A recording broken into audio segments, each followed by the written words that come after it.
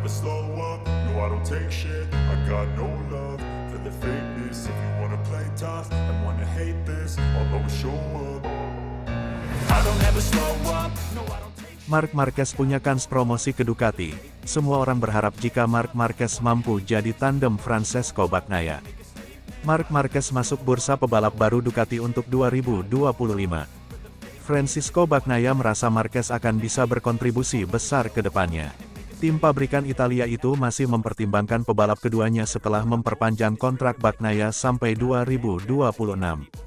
Belakangan ini ada dua opsi yang menguat, yaitu memilih di antara Marquez atau Jorge Martin. Pembalap Gresini Racing, Marc Marquez, menyatakan bahwa lebih dari satu tim yang mencoba mendekatinya untuk berkolaborasi di MotoGP 2025. Meski musim kompetisi 2024 masih baru berjalan 4 seri, Marquez tak memungkiri bahwa diskusi dengan tim-tim lain sudah dimulai. Seperti yang diketahui, usai membela Repsol Honda selama 11 tahun, Marquez pindah ke Ducati lewat Gresini. Kontraknya hanya terikat dengan Gresini dan berdurasi setahun, tanpa ikatan dengan Ducati Corse. Durasi kontrak yang singkat ini membuat Marquez bisa mempertimbangkan opsi lain untuk 2025. Marquez mengakui bahwa seri Spanyol dan seri Prancis menjadi masa-masa krusial bagi banyak pembalap dalam menentukan masa depannya, karena saat itulah diskusi dan negosiasi biasanya mulai dijalankan. Lalu, tim mana saja yang mendekati Marquez? Semakin kompetitif, makin banyak pabrikan yang melirik. Marquez pun diduga sedang diincar oleh General Manager Ducati Corse, Gigi Dalicna, untuk ditandemkan dengan Pecco Bagnaia di Ducati Lenovo Team. Selain itu, Marquez juga dikabarkan bisa merapat ke Aprilia Racing, mengingat Alex Espargaro sudah memberikan sinyal niatan pensiun. Selain itu, dari tim Pramac Racing pembalap Jorge Martin masih stabil sejak menjadi runner-up musim lalu. Pebalap Pramac itu memuncaki klasemen MotoGP sementara dengan 92 poin, 3 kali menang dalam total 8 balapan pertama, dan hanya sekali retret usai jatuh di Jerez akhir pekan lalu. Di sisi lain, Marc Marquez tampil mengesankan di musim debutnya bersama Gresini. Juara dunia 8 kali itu kompetitif usai 2 kali finish kedua di sprint, dan sekali menjadi runner-up di balapan utama di Jerez. Pada balapan terakhir yang disebut, Marquez menyedot perhatian besar. Meski memakai GP23, versi Desmosedici yang lebih lawas, The Baby Alien mampu bertarung sengit melawan Pecco Bagnaia pada putaran-putaran terakhir. Aku tidak tahu. Marc datang dari 12 tahun di tim Honda, dan aku yakin dia bisa berkontribusi sesuatu pada sebuah tim pabrikan seperti Ducati. Namun, untuk sekarang kami sudah sangat kompetitif, sahut juara dunia MotoGP back-to-back ini. Kami sangat memperhatikan setiap detail. Kami di level yang sangat tinggi, jadi Marquez akan beradaptasi dengan baik pada situasinya, Bagnaia menambahkan dikutip Autosport. Ducati dikabarkan baru akan memastikan tandem Bagnaia setelah MotoGP Italia, awal Juni mendatang. Well, kita lihat saja, ya. Di antara sekarang dan 2 bulan ke depan bursa pebalap akan lebih stabil dan kita akan bisa sedikit melihat masa depannya, sahut Jamie Martinez, manajer Marc Marquez. And wanna hate this, I'll always show up. I don't ever slow up, no I don't take. Dorong KTM duetkan Marc Marquez dengan Pedro Acosta, Jorge Lorenzo, itu bakal luar biasa. Mantan pembalap MotoGP, Jorge Lorenzo, mendorong Red Bull KTM untuk segera merekrut Marc Marquez untuk musim 2025 mendatang. Lorenzo percaya Marquez akan cocok dengan motor RC16 milik KTM, terlebih jika bisa berduet dengan Pedro Acosta, maka Lorenzo menilai itu akan menjadi tim yang luar biasa.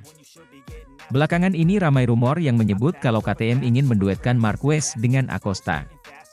Mereka berencana duet tersebut mengisi kursi tim pabrikan. Kita tahu, saat ini ada Brad Binder dan Jack Miller di kursi tim pabrikan.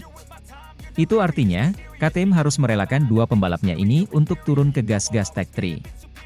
Tapi di sisi lain, Lorenzo akan sangat keheranan jika KTM tak ingin mencoba ambil langkah menduetkan Marquez dengan Acosta di tim pabrikan. Menurutnya langkah itu perlu dilakukan meskipun harus merelakan Binder turun ke tim satelit. Saya akan terkejut jika KTM tidak mencoba membuat tim impian dengan Acosta, kata Lorenzo, dilansir dari Crash, Senin, 8 April 2024.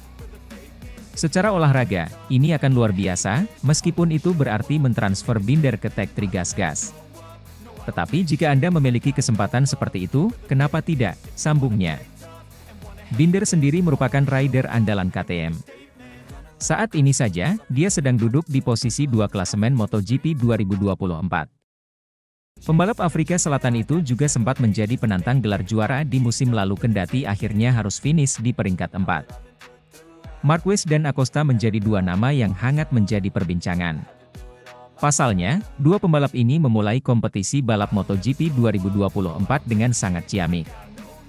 Terlebih lagi, KTM memang dirumorkan sudah lama tertarik dengan The Baby Alien, julukan Marquez. Saat ini The Baby Alien tengah membela Gresini Ducati selama 1 musim. Tak menutup kemungkinan jika selepas musim 2024 dirinya akan berlabuh ke tim pabrikan lain. Atau bahkan naik ke kursi tim pabrikan Ducati jika performanya menjanjikan.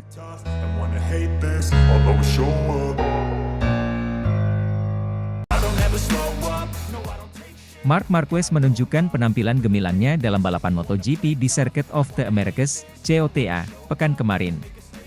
Marquez memimpin balapan dengan aksi yang hebat. Namun, nasib berkata lain ketika masalah tiba-tiba muncul. Dalam momen yang mengejutkan, Marquez harus menyerahkan posisi pertamanya dan harus puas berakhir di gravel setelah terjatuh dari motornya. Penyebabnya ternyata adalah masalah pada sistem rem motornya, yang mengakibatkan Marquez kehilangan kendali dan akhirnya terjatuh. Kepala kru dan seluruh tim Gresini Ducati tentu merasa kecewa dengan insiden ini.